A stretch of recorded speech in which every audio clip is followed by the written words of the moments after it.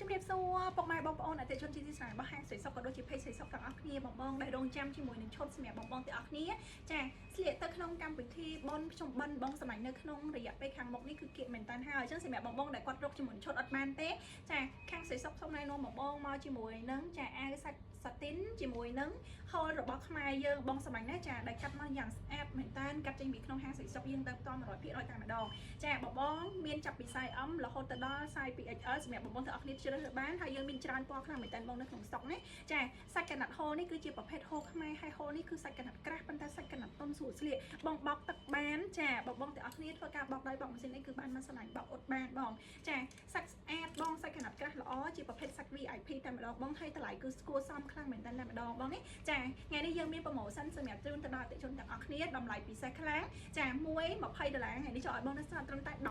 15បងទិញម្ដងគឺបងបានជាមួយនឹងកន្សែងពីនេះហើយបងបានជាមួយនឹងសម្ពុតម្ដងសម្ពុតមួយទៀតបងសម្រាប់ណាចាបងរដងធ្លាប់តែជាវជាមួយនឹងសម្ពុតពីខាងគេគឺអត់បានជាមួយនឹងពីនេះទេបងត្រូវទិញជាមួយនឹងសម្ពុតផ្សេងបងត្រូវចាយលុយពីលើដើម្បីបានជាមួយនឹងពីនេះប៉ុន្តែថ្ងៃនេះបងបើយកជាសាច់បែបនេះបងនេះចា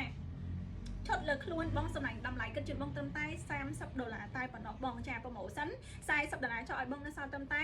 $30បងសម្លាញ់ចុះបងនៅដែលគាត់ចង់បានបងនេះសពុតបងអាចរើបានពី size M រហូតទៅដល់ 2XL បងយកជាមួយនឹង size មួយណាក៏បានដែរហើយកុំភ្លេចណាបងចង់បានជាមួយនឹងអីវ៉ាន់ស្អាតគុណភាពល្អ